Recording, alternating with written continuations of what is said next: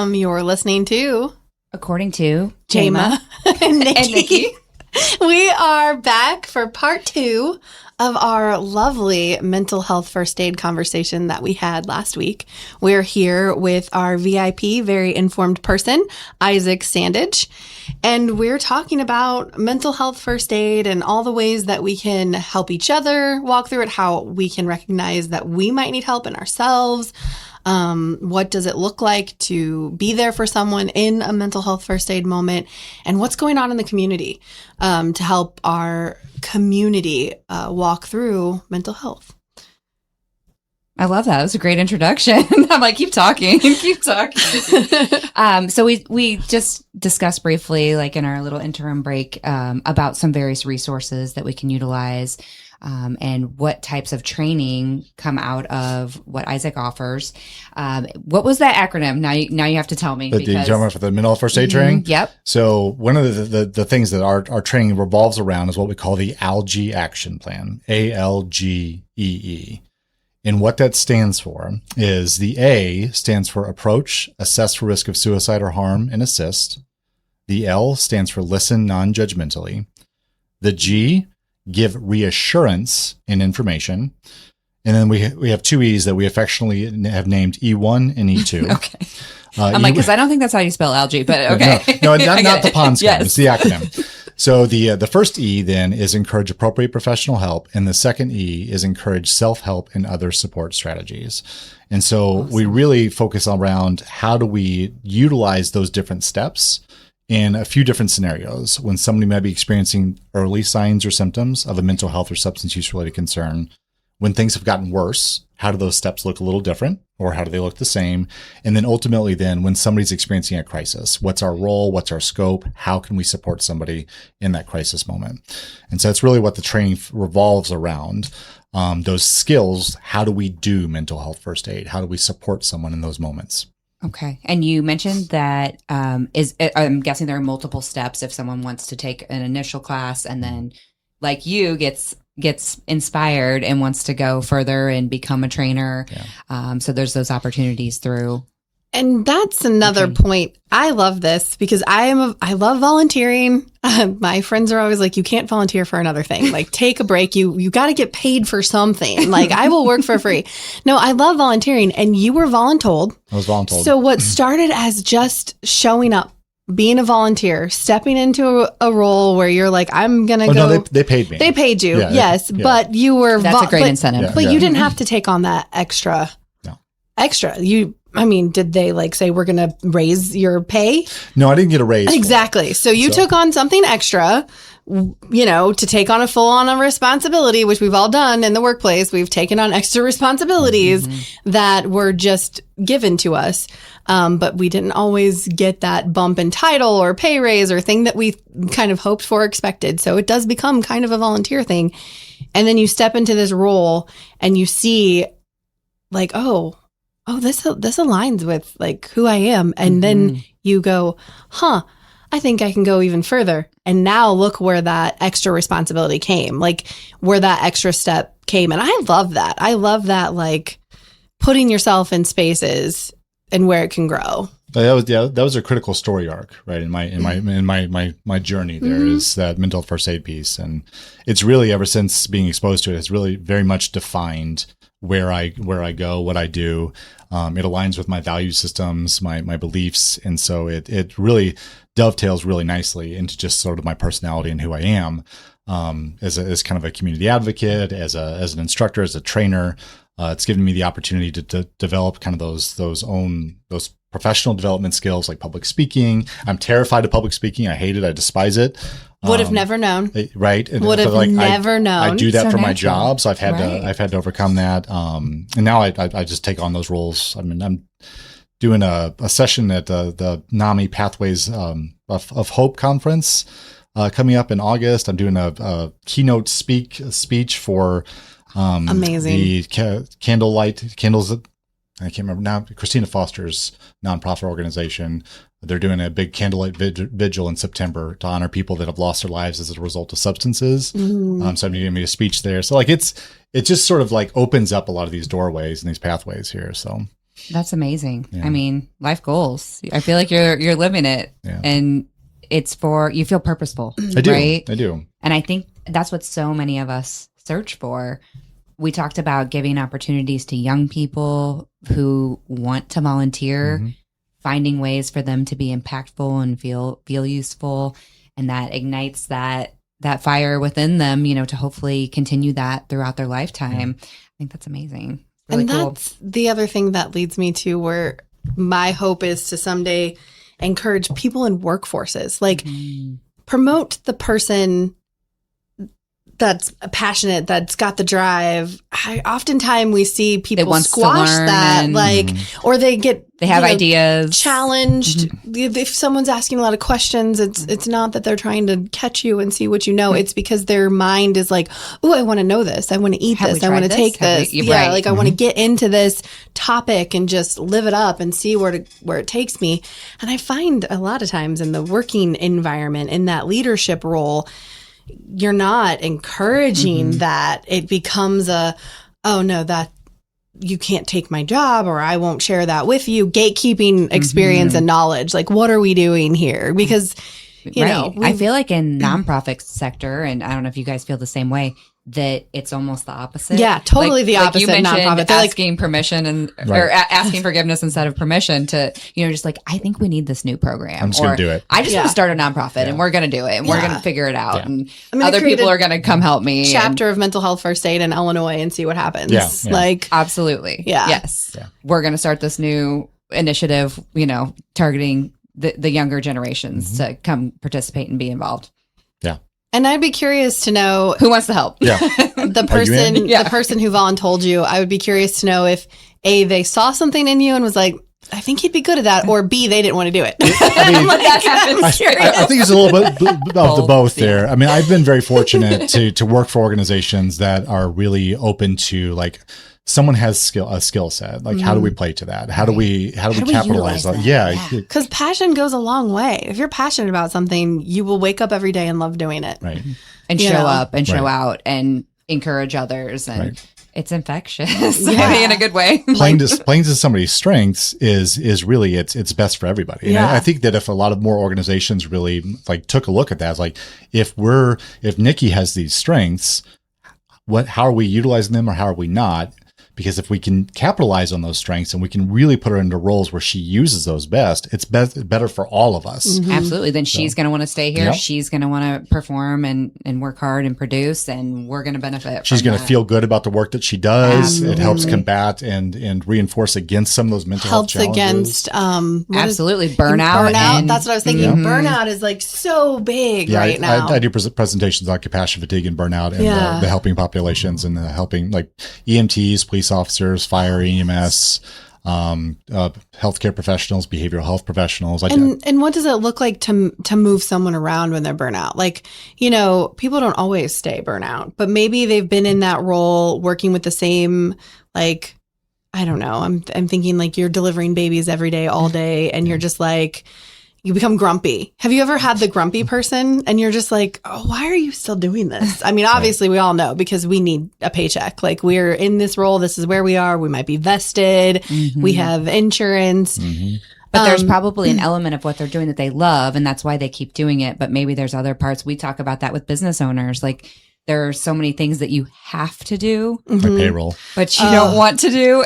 Can you delegate someone to do it? Right. And how much are they willing to do that for? Can you pay them in Blockbuster movie rentals like I got back in the day? But I think that is something. What does it look like for a corporation to say, okay, this person's been in the same role for 10 years. They haven't advanced. They haven't promoted. Do they want to? Do they want to? Yeah. How are they doing in their role? Right. And do they want to take a break and go work? Try something Maybe new. They just want to file paperwork for a while and not have a human interaction, or maybe they want to just enter data for a little bit, or what does that look like? Right. And I know we said too, even, whether it's a pay for or volunteer role, some people really thrive in personal interaction. Some people prefer to just do a hands-on activity and have an output at the end. In our current culture, there are so many jobs where you do something all day and you're like, I have nothing to show for it at the end of the Or day, you know, there's because it was all Right. virtual or email Or there's the job where you do all of those things at the Yes, same time. true. And then you're like, whoa. I am It's too trying to much. be an extrovert talking, and then I'm now going to data and analytics, and now I'm going back to customer service and data analytics. Whatever that is, that's a lot of extremes. That's two parts of your brain working like at the same time. That can burn you out. Like Absolutely. after you have a big, intense sales phone call, going Yeah. in, going straight to the computer. Decompression, you need You that. do need Need some decompression to just time. like shake it off. You know? Yeah, So- but then you've got to go right into the next call or process the next thing, and you're basically a robot. But guess what? I'm not. Right. You know, like And I what does think- that look like to have Yeah. that human pause? Having employer expectations too. Oh, of expectations. What, yes. Did the computer save us time or not? That's what I would like to know. It just created more files I have to fill out. Put a note here, put a note there.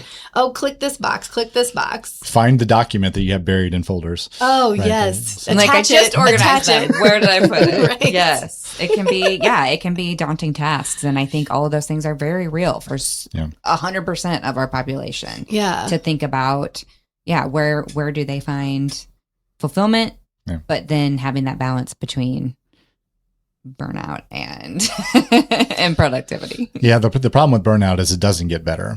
Like if like it's not something If that's nothing just going to go changes. away. Mhm. Yeah, it takes really intentional effort and work to work through burnout. It's not something that's just going to disappear on its own. I had to get counseling to Yeah. work through my burnout. There you I go. had to go and get help. I started NLP helped me shift my mind because sometimes you're just in situations that you cannot get yourself out of, but you have to survive it. Mhm. What does that look like? And so I got a coach to coach me through to where I could still get through what I was doing and then make a pivot and change. Right. And And there are some people who, if they hit, a hurdle or something that they don't like, they just quit.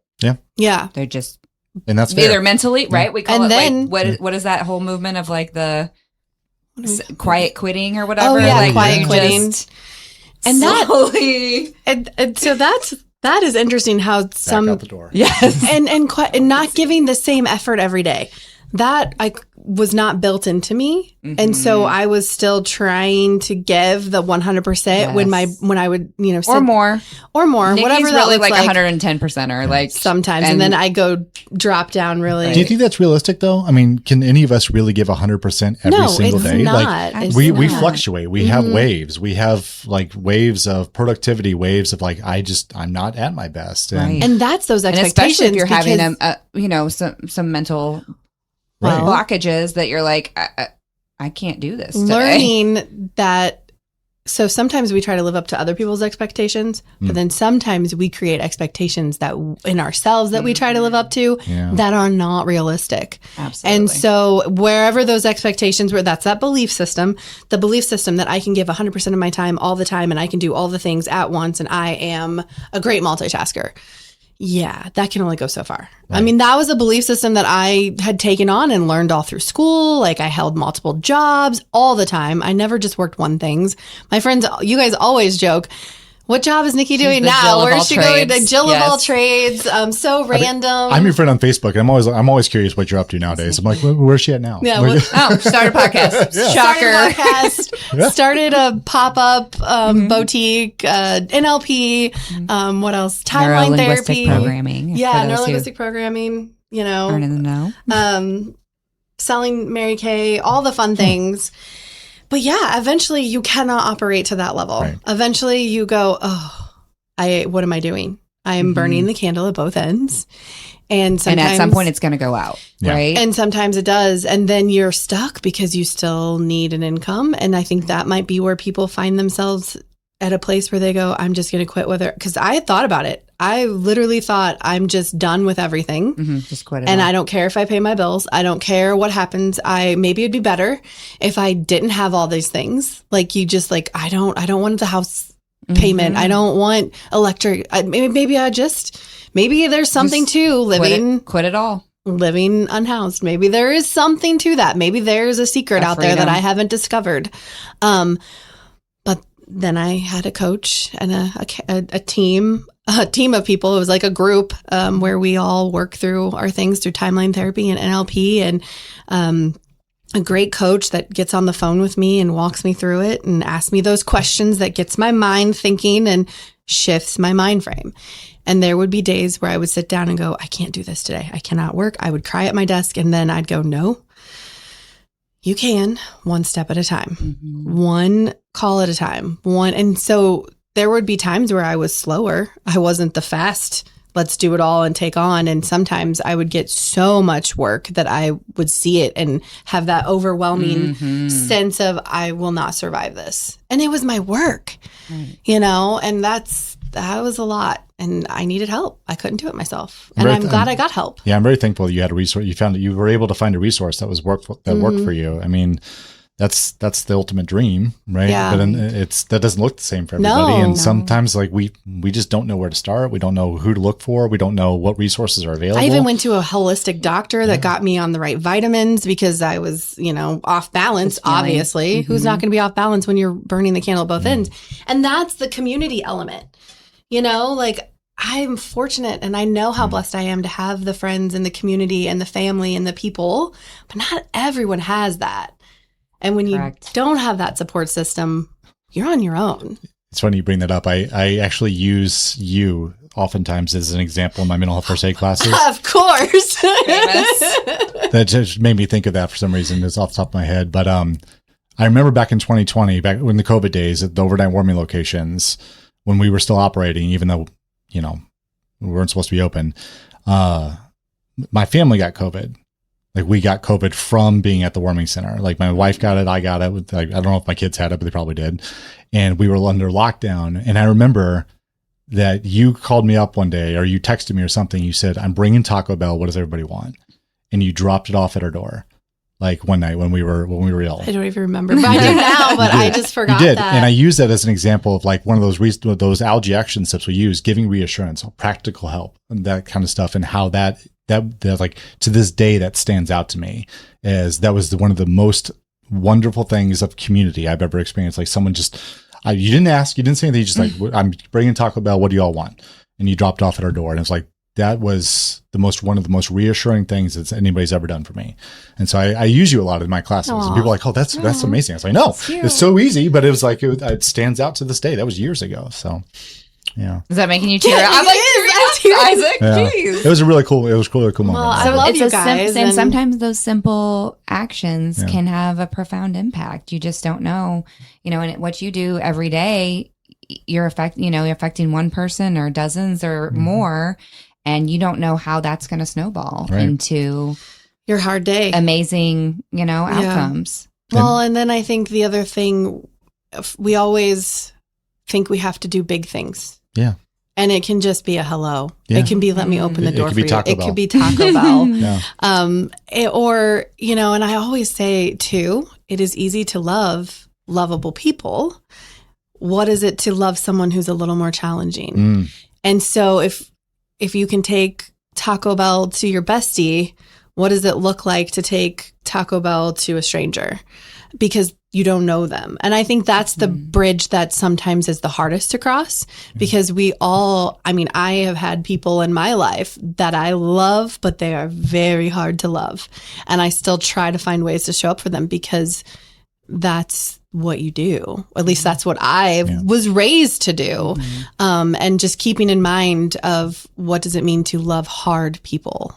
I think that's something I always keep in the back of my mind too. That just changes how we approach strangers. Right. Exactly.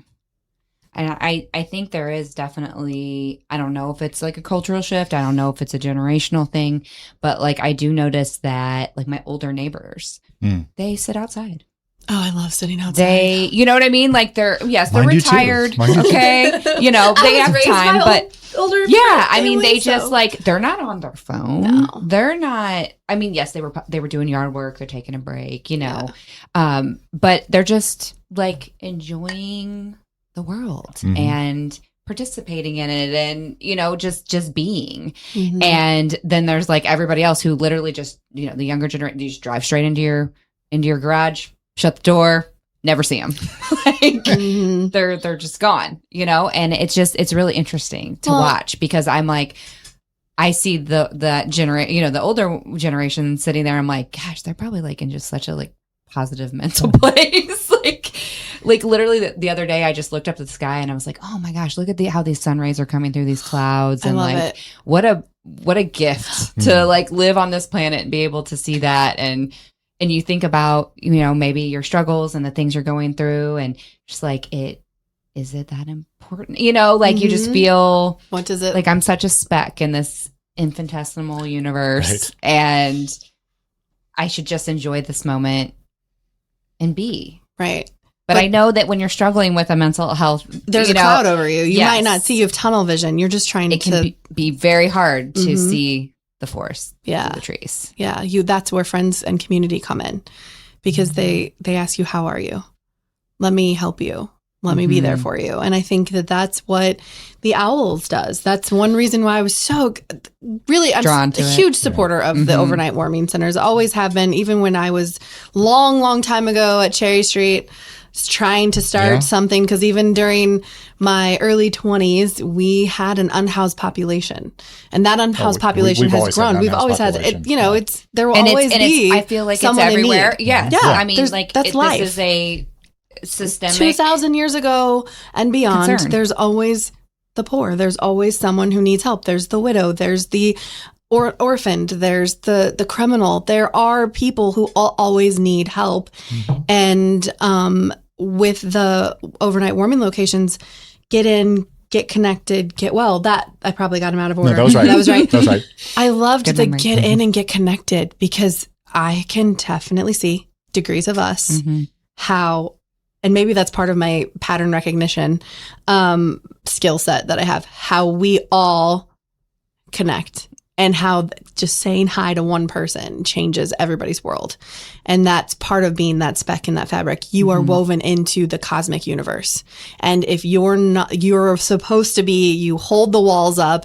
And if you're not there, it changes everything. It's true. Yeah. And on that, we should take a break in our timeline. Of connection and timeline. Taco Bell sponsor? Or? Oh, not yet, but hey, we're available. Taco Bell. Say, love your neighbor. Connecting friends. We will be right back.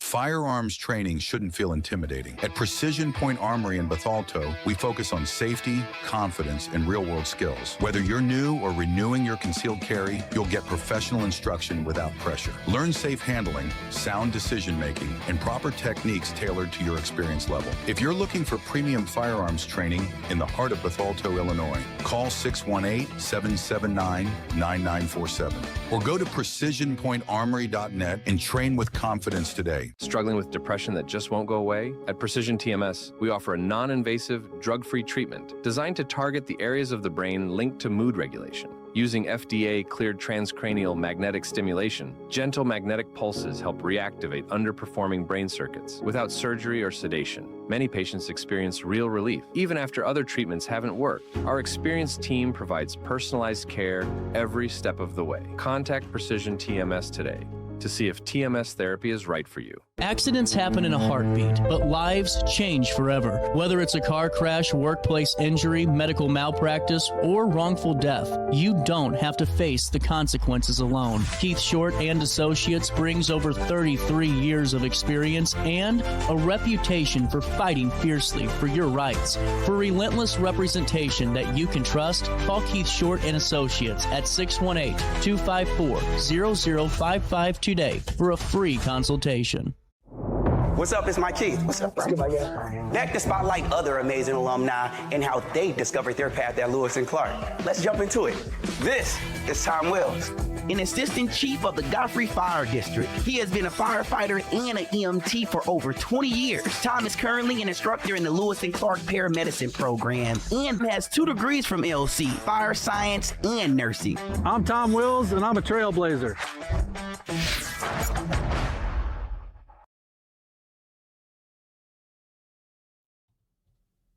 We're back. Welcome back.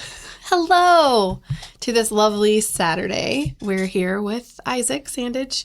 He is the founder, trainer, and very informed person, very informed person, VIP of the Mental Health First Aid of Illinois. Yes, Mental Health First Aid Illinois, yes. Mental Health First Aid Illinois. Which is a part of the National Council, right? Yeah, Mental Health First Aid? All mental health first aid instructors answer to the National Council of Mental Wellbeing here in the United States. And so it's a subset. It's another just network of instructors, coalition, really just providing more mental health first aid classes across the state, across the nation. That's amazing. And for those who are watching, we are sharing their website here right now. We talked about having access to resources, knowing where to go, what to look for when you or someone else is in need. Just thought of. What's that? You know how we like to have a girls' night and we'll like do dot art or candle pouring or whatever?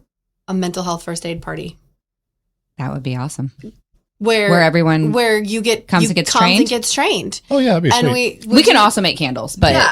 But you know what I mean? Like maybe that's the next thing. Like a group of your friends get together and call Isaac and say, hey, we want to be better for our friends. We want to be there for them in a time of need. I've been trying to pester Junior League for a long time now, dude. I know, to do a course. Well, and if you think about it, the reason that we have those get-togethers is for our mental health. Mm-hmm. It's because we need community. We want to vent and discuss, and venting is very important. And have some, sounding boards and people to talk to say, hey, I'm feeling this. Anybody else feeling this? Oh, maybe not. Maybe this is something that I need to seek additional help. Does anyone have a resource, someone I can call or talk to? It feels like a natural progression to have those trainings as a get together party for sure. Well, Jama, I mean, we even have, in the mental health first aid class, we have a whole segment really focused on self-care and taking care of yourself as the mental health first aider and how the importance of that so that you could be in a good place to care for others. So, I mean, I think it fits really well. That's amazing. Your girls' night or your... Right. Well, and I was thinking when you talked about girls' night, I don't know what guys do, but I can talk to what us girls do. I don't either, really. Well, and that's kind of the thing too, is I feel like more men need that too, because women tend to, all the ones that I know, build stronger communities and have more communication amongst each other. And we've seen that with a lot of younger men, especially. You're more connected than ever, but you're also very disconnected, and I think creating opportunities like you guys do for people to come in, learn, get trained, hands-on experience, help at the overnight warming locations. I think that having those available to people on the flip side, and you check in with each other circular too. Situation. Yeah, because you're part of a team. Well, and then girls, when we get together, we cry together. And I was looking up crying. So when you cry, why it's good for you. It is good for you. It releases, because we talk about venting, right? Mm-hmm. I'm learning through NLP that if you store your emotions and what do I call it? Decompartmentalize. Yeah. Take them out of the compartments? Yeah. Or put them in? You put them in. But when you're dealing with something, you're like, oh, I'll deal with that later. Oh, yes. So when you do that, you shove it somewhere in your body, in your neurology. And if you don't address it, it actually can fester a wound, whatever that might look like. You can get a crink in your neck, physical manifestation. Yeah. Mm-hmm. And so with that, crying actually releases oxytocin and in something indigenous opioids, your body's natural pain relievers and soothe inducers, which physically lowers stress hormones like cortisol. So there are times, and so the reason why I was looking through all of this is because I was a little weepy this morning because my grandmother's birthday's coming up. Mm-hmm. She recently passed away. She would have been 101. Oh, man. She's my total bestie, right? Mm-hmm. And I'm more sad today than I've been in a while. She passed away in May. And I'm like, why? Oh. And I look at my girly calendar and I'm like, oh, that's why. And then I'm like, is it just hormones or do I have what is that? What is it about my hormones that make me more emotional? Well, it's just that during this time of because you always think, oh, well, then I must be crazy because somehow hormones is linked with insanity, right? And we've been trained that over the years, and we've been scientifically there's a linkage there, but it doesn't mean that like they're bad. Right. No, it's more or less it's become a negative, but it's just a natural. It's weaponized now. Is what it's so the estrogen. Are we allowed to say crazy? Is that no? It's not okay. I mean, I don't say crazy. So there is the song "Crazy Train," but Black Sabbath. So the drop in hormone level. Yeah. It actually vulnerable. It makes you more vulnerable. Sure. So that guard that you normally have when estrogen's like, yes, I'm going to be super. Conquer the world. Estrogen's very like, and progesterone is like relaxed. So then they both drop. So then when that happens, your walls go down and you become more vulnerable. So the part of me that would normally just be less reactive to things, it's a little more reactive because I don't have my walls up right now. It's not a bad thing. And so, but I have to feel those emotions because if I bury it, it's going to end up somewhere. So I cried. I cried this morning. I thanked my grandmother. I thanked God that I could love someone so much to have these tears. And I walk through it because if I don't release that, I'm not soothing myself. And I think guys are taught not to cry. So no wonder some of them, I mean, what was the statistic? 65% of suicide is males and I think males, or there's like a high statistic amongst males. Yeah. Males are much more likely to die by suicide than females. Females are more likely to attempt, but males are much more likely to die by suicide. Yeah. And so there is that, are you crying? Did you cry? Did you release that? Did you get some serotonin? Did you soothe yourself? Yeah. Babies cry. All babies cry. Males and females. I haven't met a baby that doesn't cry. So we're supposed to, and that's okay. So you get with your friends. You cry a little. You let those tears out. And I think that's important because I think there's been a lot where we suppress that. So one of my ways of helping myself walk through some hard times is letting the tears flow a little when I need to, And we were talking a little bit about how do we take care of ourselves, recognizing that, oh, that explains, okay, I need to take a break. I need to nap. I need to do the things, eat whole foods. I avoid sugar. I avoid caffeine. There's some things that I just don't eat during certain moments because it doesn't make me feel well. It makes me feel good for that instant, but I'll have like a hangover or a headache or I won't feel level. So what are some of the things that you guys do? Well, quickly, I was just sharing to the screen. Oh, there's a screen. The AFSP.org site, so the American Foundation for Suicide Prevention.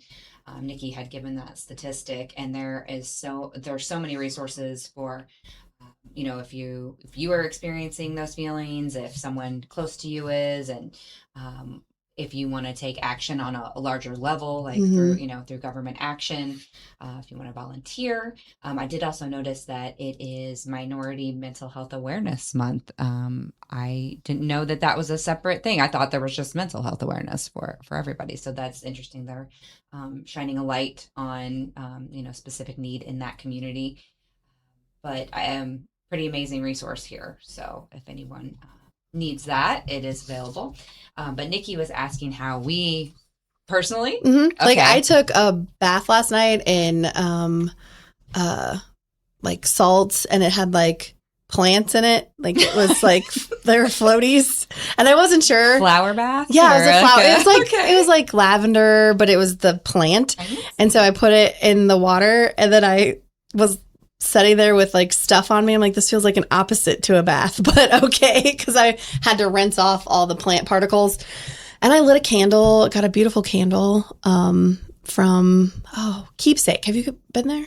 They have amazing candles. Keepsake? It's in Edwardsville, Keepsake. Okay. I think they're not a sponsor, but hopefully someday they will be. Like a good candle. Oh, it's nice. They have the big fat wooden wicks. And they do parties. But they also do pour-ins. So if you like the jar, because I got this really pretty green sea glass green jar. Can you refill them? You can get it refilled. Wait, you can like fill your own candles? Yeah. Oh, that's pretty cool. Cool gifts. So you could choose your own scent. I have a lot of girls in my life, so candles always make good gifts. Yeah, so. Candles, fragrance. So yeah, that was one thing, and I was tired. How we connect, smells are very evocative of memories and feelings, and so if there's a certain smell that's comforting. Yes, exactly. So then again, Really- knowing what's comforting for you, knowing and setting time to check in with your body, in your mind. and your mind. Yeah. I love that. What about It's you, beautiful. sir? You know, I'd love to say it's all the basics, right? That we always talk about. But more and more I've noticed now over the last couple of years, I've really been trying to pay extra attention to like what makes me feel better, when I do things. And lately it has been, I have this swing in my backyard that's like underneath a pergola, and I sit underneath my trees, and I just like to just go out there and just sit.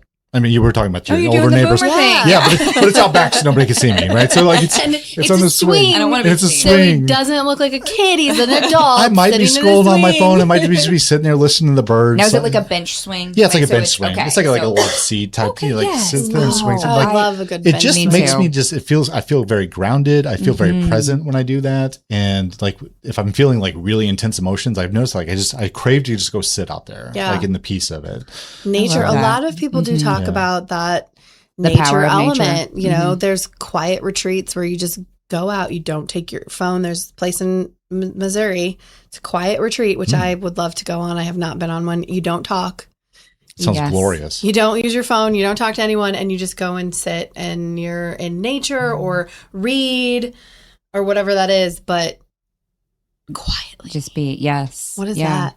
There are, I've heard of like mental wellness retreats or meditation retreats Yeah. where you're literally not allowed to talk I bet they don't Like, have fluorescent lights. for days. No, probably. The That's most all natural non-quiet sunlight. light ever. Like, Sign me up. I guess for me, I mean, I do love like working in the garden and, just simply picking blackberries and filling up a basket and eating a few right off the vine and best. hoping there's no worms.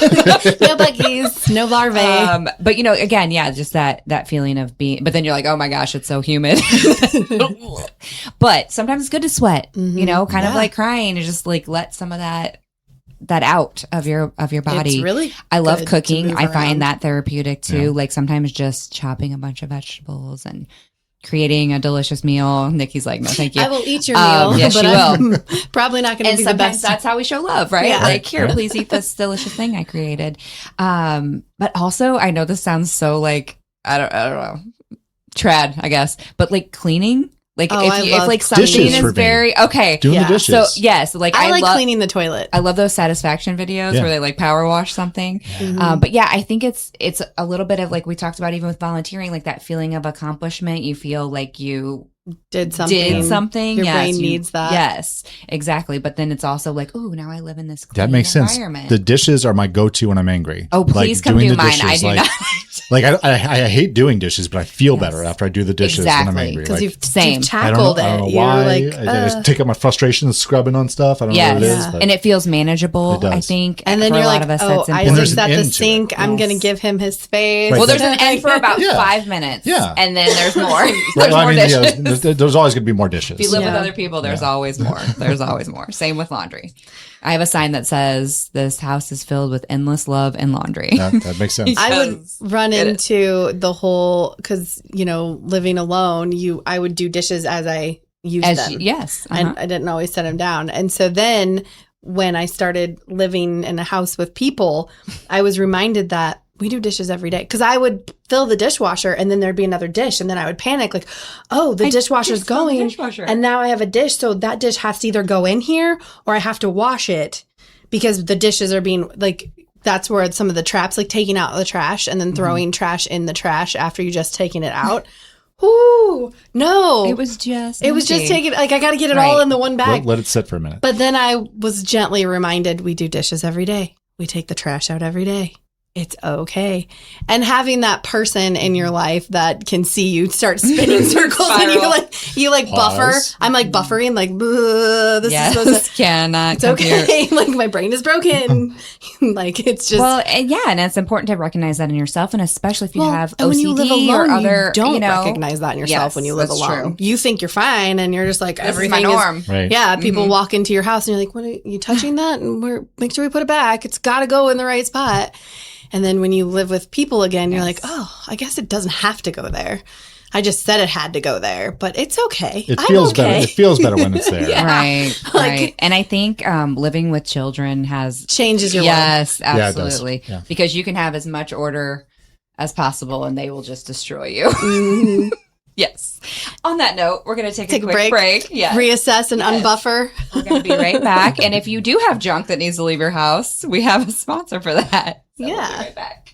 Since 1993, Sparks Junk Removal is always adapting to the needs of our clients. That is why we now offer weekly trash pickup for selected areas. Plus, we offer driveway-safe rubber-tired dumpster rental. Give us a call today at 618-781-1407 or visit us at sparksjunkremoval.net. At Alton Elite Jiu-Jitsu, we help students of all ages build confidence, discipline, and real-world strength. Join a supportive community that challenges you to grow both on and off the mat. Experience the art of Brazilian Jiu-Jitsu with a 7-day free trial at our new location. Call 618-795-2692 or visit altonelite.com to start your journey today. Train hard, serve others, live elite at Alton Elite Jiu-Jitsu. When you need a project done right, on budget, and on time, trust Gillahan Concrete. Gillahan handles every kind of project, big and small.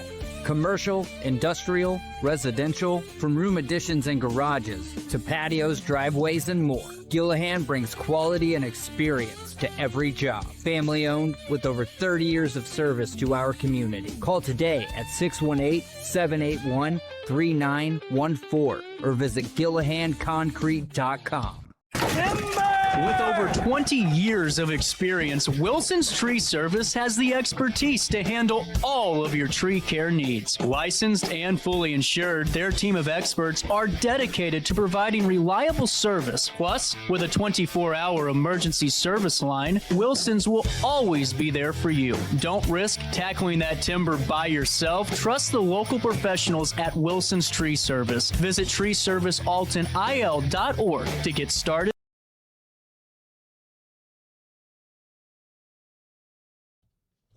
We're back.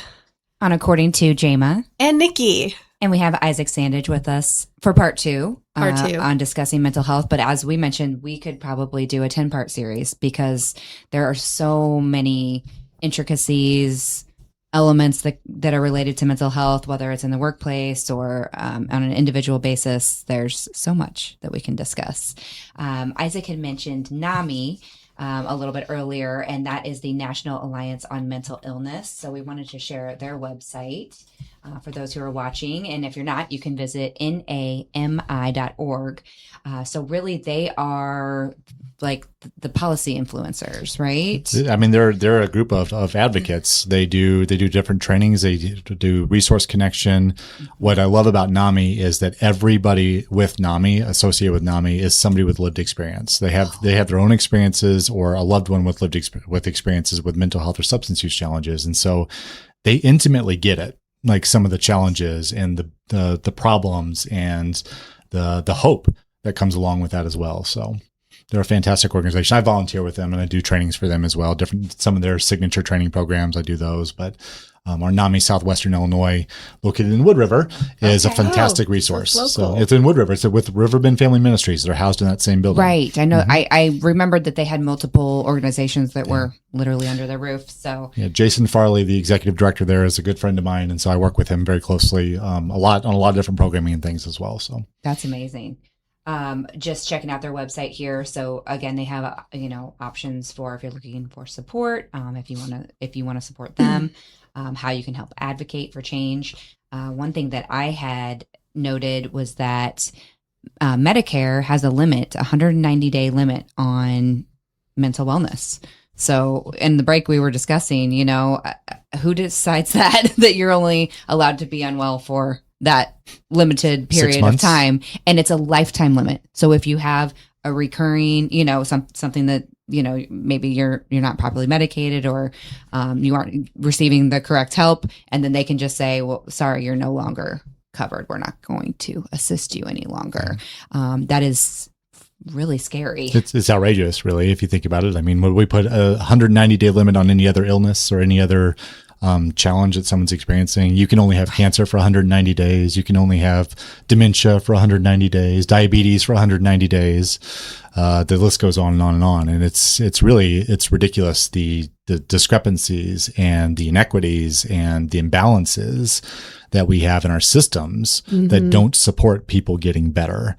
Exactly. Or help them in the recovery process, or transitioning back into society or whatever that looks like. It's really hard to get approved for housing.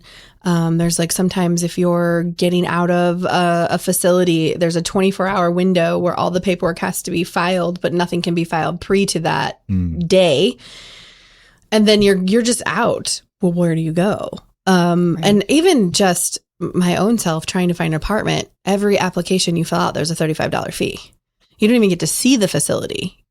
You still have to pay $35. Requests. Yes. It's very challenging. It's institutionalized discrimination against our unhoused because population. How can you pay Absolutely. And so there were a lot of times where you go through people that some are credible, some are not credible. That's how people end up living in cars that have been rented out to them for $100 a week, or a day or whatever. We see that happening because it's so challenging. And then you add the fact, and people that will prey on that vulnerability of those populations. And this has been my latest experience applying for a job. You have to have a computer. Yep. You have at least access. And to usually you have to upload look, there are people who have master's degrees that walk into a mental health crisis. That just happens. You could be the smartest person in the room and still have, there's a saying that says sometimes we're one bad day away. But with that being said, in order to apply for one of those jobs, let's say a higher paying job or a job that is a little bit more advanced because you have the background, you usually have to upload everything. And so you need a place to do that. You had a tragedy, so you're homeless, so you don't have that. Libraries usually only give you 45 minutes. Well, half the time I've answered questions that take longer than 45 minutes. I've been interviewed by groups of people on a webcam. If I didn't have the home and the computer and the means to do that, and the camera and the situation, I would be judged because I'm on my cell phone outside of a building. Oh, yeah. That would be, if I was an interviewing person, it's well, who is this person? Yeah, why are they not even taking time to be in a room? Have because, we've some biases and busy judgments. Background. Yes, all these things. And then you get 45 minutes at a library. Usually you have to have a library card to have access to that computer. And don't you have to have proof of residency to get your library card, they're all tax funded. There's and so all these little things, where is the internet cafe that anyone can go up and use? Where is that in this area? And so then we're like, oh, but can't you get a job? Have you tried? It's very challenging. It can be. Absolutely. And if you are someone who has a disability in the mix of all of that, good luck. Well, and if I would imagine you have a gap in your unemployment. Yes. And how do you explain because of a that? mental health crisis, how transparent should you be with a hiring manager, And why should you have to be? Right. Exactly. That's kind of remember you wouldn't tell anyone that you were going to be pregnant. Or I've actually lost jobs because I could possibly be someone who wants to get married and have children. I don't think that's legal. No, it wasn't. No. But back then it was different. Definitely not. This was in my younger, you might want to get married and you might want to have kids. And I don't think you'll really stay in this position very long. And maybe they were just being kind. They didn't want me anyway. But that's really not a good reason to not hire someone is because of the possibility that I might end up injured or pregnant or married. And we'd love to see more employers being supportive of people's life choices and things that they want to accomplish and have in their lives, and find out how they can again support that versus deter that so they can find the right people with the right skills and that's be utilizing them better. NAMI and mental health first aid, these advocates come into and say, hey, HR, we need to look at this. And how are your hiring processes discriminatory? If someone can only hire through practically AI technology, probably not an undiscriminatory hiring process. That's pre-screening, right? Yeah. All of those individuals. So And it's interesting because we actually, like, HR departments are really oftentimes one of the first people to reach out to us. So, like, we want some of these trainings because not only for those purposes, but also when employees aren't doing well, they want to make sure that they're not just following the book rules of what they need to do, but they also want to support the person behind it as well. They're trying to, a lot of HR departments are trying to create these cultures of care and support and whole person wellness. And so they want to go those extra steps. And so I'm excited because HR folks are oftentimes coming to us a lot more frequently now saying that we want some of these classes. Yeah, it's really hopeful. that's amazing because it does often feel like, especially if you're in a larger company, well, all size companies, that policies and procedures are just created based off of experience and based, you know, those individuals wrote those that may have not experienced and what many of their employees have. For the exception, for the person who is there flexibility. We talked about that. Like, I still think really most companies should have an in-person hiring process. I really do. Yeah. I don't think everything should be solely online because it's just almost impossible for some people. Like, and even in the interview process, you know, you're putting on your best face and your best representation of yourself.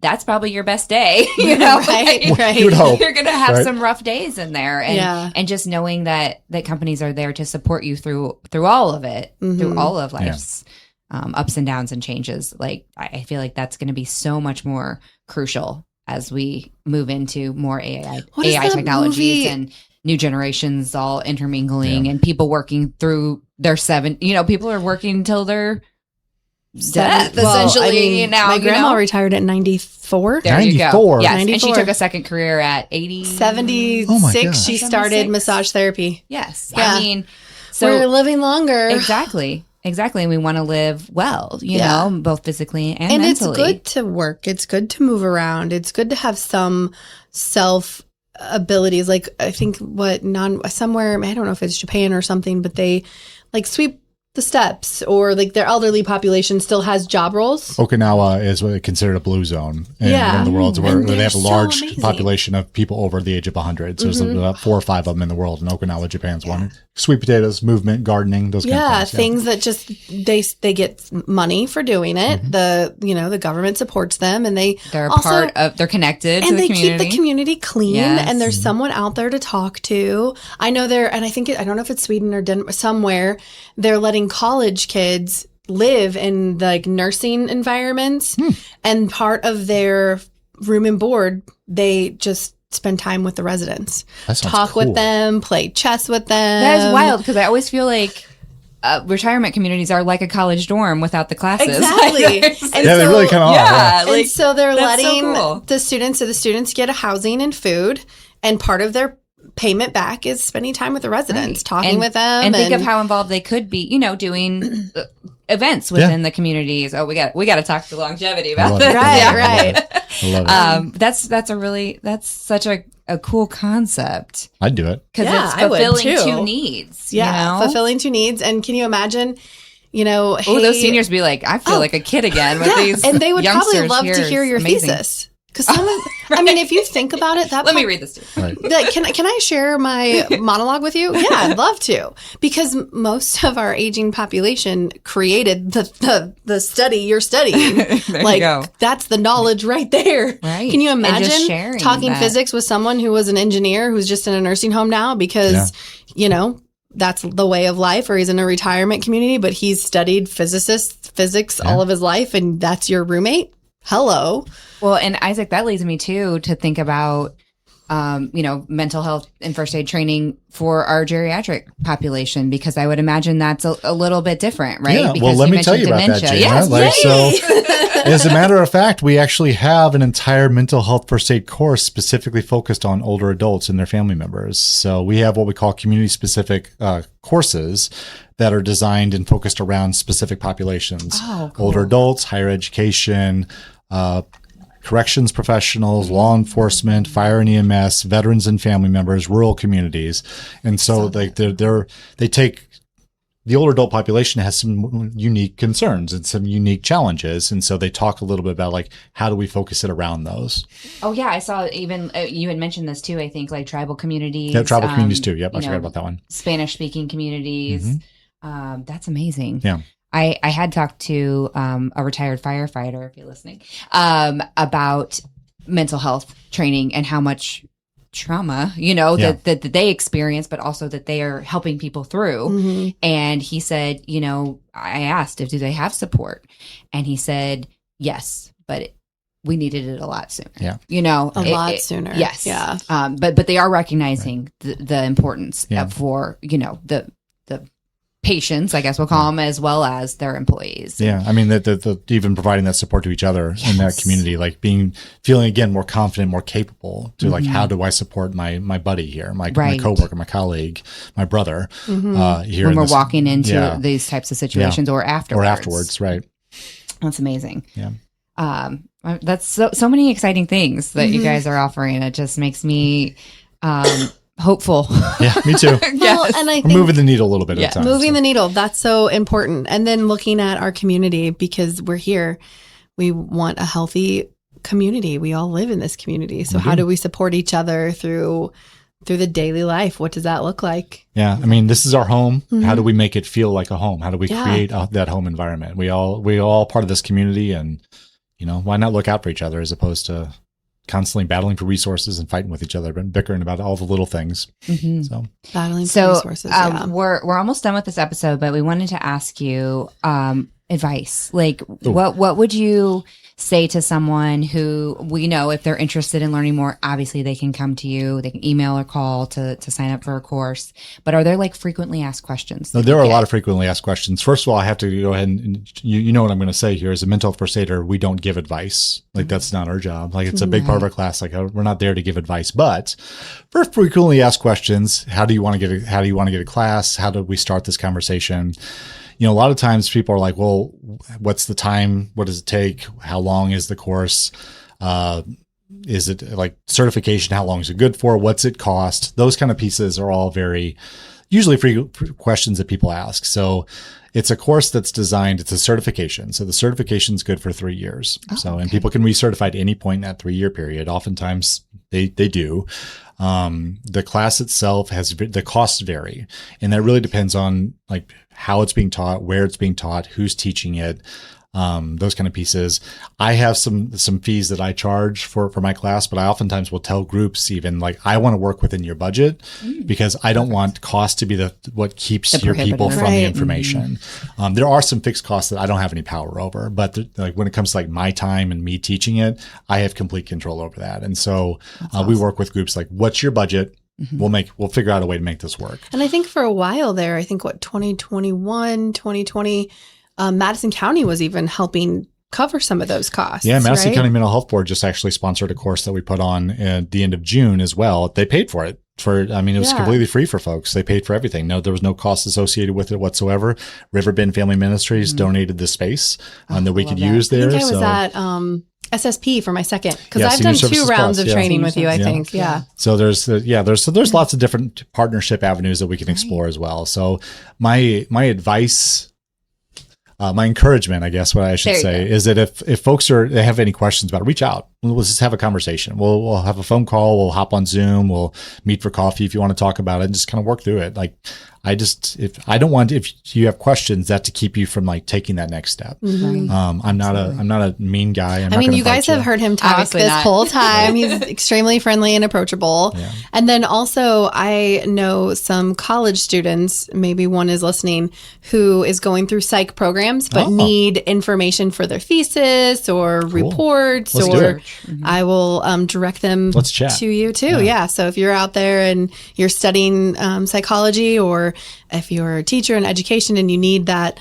mental health CE, maybe maybe Isaac or someone on his team can help you out to achieve that goal too. Especially if it's too late to change your major, because there's no money in psychology. Right. But we need them. We need those individuals. Yes. Especially, I feel like in that college population, you're trying to figure out so many things. Where you want your life to go, and that's the other mental health crutch is thinking you have to know what you want to be when you grow up. Guess what? Don't know. Still growing up. Yeah. Still don't know what I want to be when I grow up. I kind of still want to be an astronaut. Space. It's the final frontier. I think the one thing I've settled on, because becoming something, I shifted it to who am I? Like, who do I want to be? I still it want doesn't have to be a title. A title, like a job. There's always going to be jobs. Jobs will change. Look, I worked at Blockbuster. It's not always going to be what you think it's going to be. I'm not running or owning a Blockbuster, right? That did not happen. No one is. No one is. Except for one in Oregon. There's one left, right? So the job will always change, but who are you when you're in those jobs? Who do you get to, who are you showing up as every day? Who are you showing up as in your life? You know, and I think being kind, doing my best to be relatable, compassionate, those are things, because will I ever be the astronaut or the astrophysicist or whatever? No, but I'll still try to be. But you can still reach for the stars. I can still reach for the stars. And am I wearing my star earrings? I am. Yes, Oh, nice. Fantastic. And my before After Darkness Light shirt, I think that's what this says, or something like that. I don't know. But it doesn't say that. It was the other shirt. Stream of thought. Yeah. I didn't know. But basically, being a good human or whatever that looks like for you, or, you know, I think that's the approach. But when we're starting out in school, it's what job and what money. That's the two main things. And it's like, yes, what job and what money, because I don't know where it always is all the time. That guides a lot of people. It does. But then you have the rest of us. Well, and then you find we take different paths, and people change their path because they're like, what am I working hard for? What is the outcome? Because that's what is the outcome. Or life changes it for you. Yeah. Life changes it for you. Yeah. Well, thank you all for being here with us today, especially Isaac. Yeah, thank you so much. Thank you for your great. time. We love learning. If you want to reach him, info@mhfaillinois, all spelled out, .org. You can ask him questions, schedule a session. Look up the owls, see what they need. The night locations. Follow Isaac on social media because he posts a lot of content and connections and links and ways to get involved. And take some time today to do some well-being, mental check-in. How are you? With your friends and family. Go sit on your porch. Yes. Yeah. Touch dirt. Touch grass.